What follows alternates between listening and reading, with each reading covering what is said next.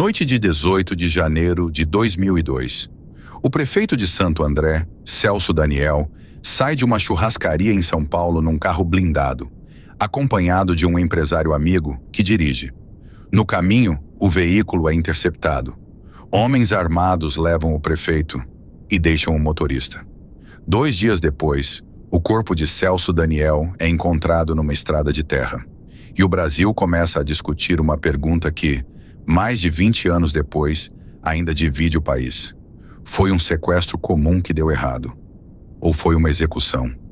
Este talvez seja o caso mais disputado da história criminal brasileira. E é exatamente por isso que, neste arquivo, nós vamos ficar apenas com os fatos. Este é o 8º arquivo do canal.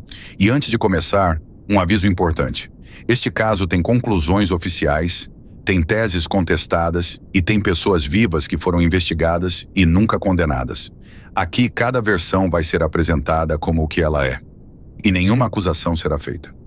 Se você gosta de casos reais contados com responsabilidade, se inscreve. Toda semana, um arquivo novo é aberto. Celso Daniel era um político fora do padrão. Professor universitário, intelectual, estava no 3º mandato como prefeito de Santo André, no ABC Paulista. Reeleito com votações expressivas. Era apontado como um dos gestores municipais mais respeitados do Brasil, com projetos de participação popular estudados até fora do país.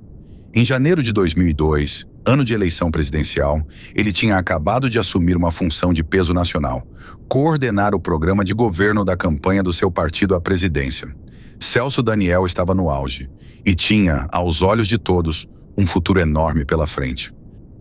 Naquela sexta-feira à noite, Celso jantou numa churrascaria na zona sul de São Paulo. Saiu num Pajero blindado, no banco do passageiro. Ao volante, o empresário Sérgio Gomes da Silva, conhecido como Sombra, amigo próximo e figura constante na rotina do prefeito. No trajeto, o carro foi interceptado por criminosos armados. E aqui está o primeiro fato que alimentaria décadas de debate. Os sequestradores levaram o prefeito e deixaram o motorista ir embora, ileso com o carro. Um carro blindado, uma abordagem em movimento. Apenas um dos 2 ocupantes levado. Cada um desses detalhes seria dissecado por investigadores, promotores e jornalistas pelos 20 anos seguintes. Por 2 dias, o Brasil acompanhou as buscas. No domingo, 20 de janeiro, o corpo de Celso Daniel foi encontrado numa estrada de terra, na região de Juquitiba, na Grande São Paulo.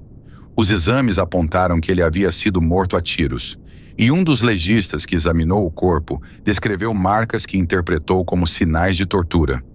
Uma avaliação que se tornaria, ela mesma, objeto de disputa técnica nos anos seguintes. Porque neste caso, como você vai ver, até os laudos viraram campo de batalha. A investigação oficial foi rápida. Em abril de 2002, menos de 3 meses depois do crime, a polícia apresentou a conclusão.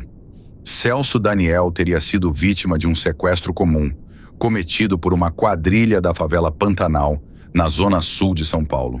Integrantes do grupo confessaram, foram indiciados, julgados e condenados a penas altas.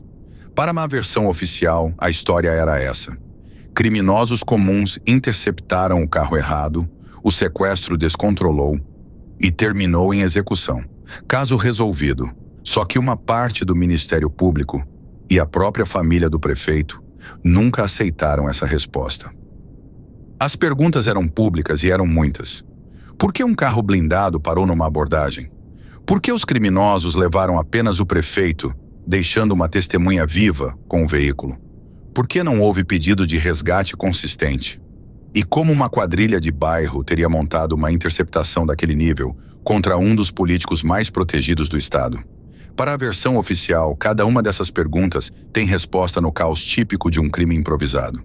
Para os que contestam, o conjunto delas aponta em outra direção. 20 anos depois, as mesmas perguntas seguem sendo respondidas de 2 jeitos diferentes. Foi dessa inquietação que nasceu a segunda tese. Um grupo de promotores do Ministério Público e a família de Celso Daniel passaram a sustentar que a morte teria ligação com um esquema de propinas no sistema de transportes de Santo André. Dinheiro que, segundo essa tese, era desviado nos bastidores da cidade. Nessa versão, o prefeito teria entrado em rota de colisão com o esquema e sido eliminado por isso. É fundamental dizer com todas as letras: essa tese nunca foi acolhida pela justiça como explicação da morte. Nenhum mandante foi apontado em condenação definitiva. Ela permanece o que sempre foi: uma tese, defendida com convicção por uns, rejeitada com a mesma convicção por outros. No centro desse debate, sempre esteve o homem que dirigia o carro naquela noite: Sérgio Gomes da Silva, o Sombra. Por ter saído ileso, ele virou alvo de todas as suspeitas informais que o caso produziu. E aqui os fatos precisam falar mais alto que as versões. Sombra sempre negou qualquer envolvimento na morte de Celso Daniel.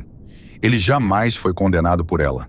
Chegou a ser condenado num processo sobre o suposto esquema de propinas, decisão que o Supremo Tribunal Federal anulou em parte por falhas no processo. Perante a lei e perante este canal, vale o que sempre valeu: presunção de inocência. E então vieram as mortes. Um dos sequestradores confessos, que era testemunha-chave, foi assassinado 3 meses depois do crime. O homem que o escondeu após o sequestro foi fuzilado meses mais tarde. Um investigador da Polícia Civil ligado ao caso foi morto a tiros. E em 2005, o legista que havia descrito as marcas de tortura no corpo do prefeito foi encontrado morto. A justiça nunca estabeleceu conexão entre essas mortes e o caso. Podem ser o retrato violento do mundo em que esses personagens circulavam. Podem ser coincidências trágicas. Mas o efeito prático é inegável. A cada morte, o caso Celso Daniel ficava com menos vozes para responder perguntas. Havia ainda um ingrediente que tornou tudo mais difícil: política. Era janeiro de um ano de eleição presidencial. Celso Daniel coordenava um programa de governo. E nas 2 décadas seguintes, o caso foi usado como arma, por todos os lados. Para uns, falar em crime político virou tabu, para outros, virou bandeira. No meio desse cabo de guerra, os fatos foram sendo espremidos. E talvez esse seja o dano mais profundo do caso Celso Daniel. Num ambiente onde cada resposta já vem com uma torcida, a verdade perde o lugar dela. Este canal não tem lado, tem arquivo. No papel, o caso tem resposta. A investigação de 2002 concluiu: crime comum. O Ministério Público de Santo André reviu tudo em 2005 e concluiu: crime comum. Anos depois, uma nova revisão chegou ao mesmo lugar: crime comum.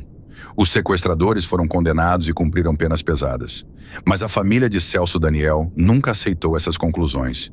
Em 2022, uma série documental de grande audiência reacendeu o debate nacional e mostrou que, 20 anos depois, o Brasil continua lendo a mesma noite de janeiro, de 2 jeitos irreconciliáveis. Hoje, mais de 24 anos depois, o caso Celso Daniel é uma ferida aberta em dobro. Para quem aceita a versão oficial, é um crime resolvido que insistem em reabrir. Para quem duvida, é uma execução que nunca foi punida. As duas coisas não podem ser verdade ao mesmo tempo. E num país onde até a dúvida virou disputa política, o único consenso é o silêncio de quem já não pode responder. O que ninguém discute é o que se perdeu. Um gestor brilhante, um professor, um homem que aos 50 anos tinha o futuro que quisesse e que não teve futuro nenhum. E você? A versão do crime comum responde às perguntas daquela noite, ou as perguntas seguem abertas? Deixe a sua opinião nos comentários. Com respeito, porque este caso tem família, tem inocentados e tem dor de verdade. Eu leio todos. Esse é o 8º arquivo do canal. Tudo o que você ouviu aqui está em fontes públicas, linkadas na descrição. Confere, questiona e tira as suas conclusões. É assim que esses arquivos ficam vivos. E deixa o like. É ele que leva esses casos a mais gente. No próximo arquivo, Vitória, 1973.